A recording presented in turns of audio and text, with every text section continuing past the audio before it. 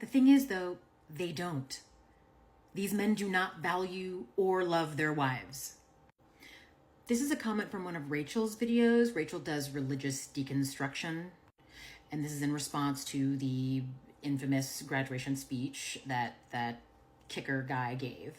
And this person says, "You want to rid our society of husbands that love and value their wives," saying that all his comments were just about admiration, the admiration and love for his wife, the admiration of love for homemakers. It's not love. You can't love someone that you don't see as a complete human being.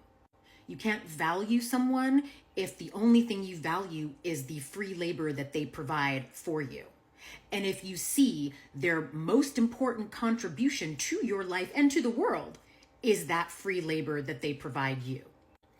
This is a great opportunity to talk about benevolent sexism. What is benevolent sexism? I'll tell you.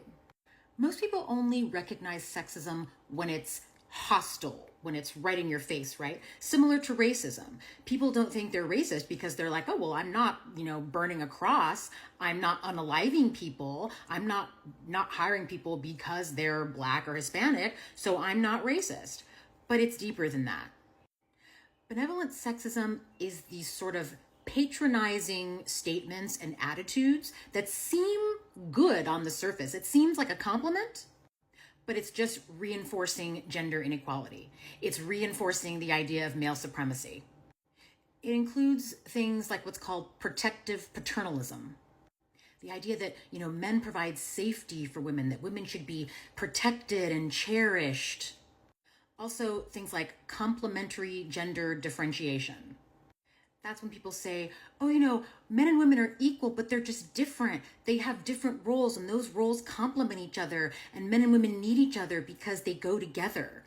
But you'll find that the roles that women are more suited to and the traits that they have are always associated with little to no power or status, whereas the men's traits are the opposite. The ones associated with a lot of power and status. Like men are strong leaders and fighters, and women are nurturers. Also the idea that, women make men better. Women, complete men. Oh, a man is not complete without a wife. These things sound positive on the surface, but they're really just reinforcing gender stereotypes, putting women in restrictive roles and diminishing their power and promoting the idea that they are here to serve men. And that is precisely what that speech did. All these things do is justify women's subordinate status, justify why we can pay them less, why we can, treat them the way we treat them.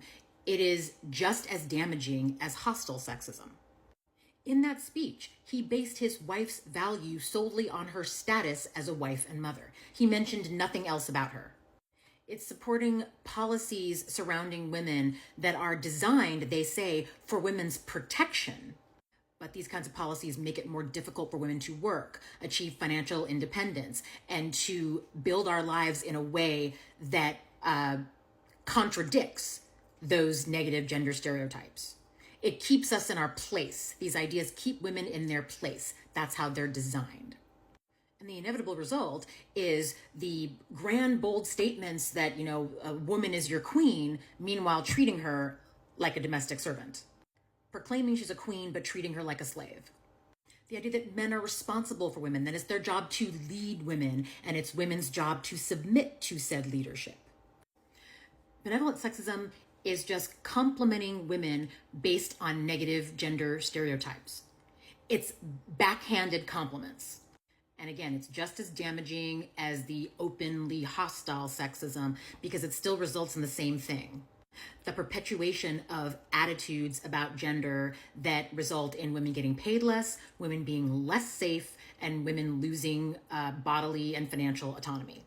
According to research from Harvard University around gender and work, the more benevolent sexism a country or an organization has, the more hostile sexism they also have.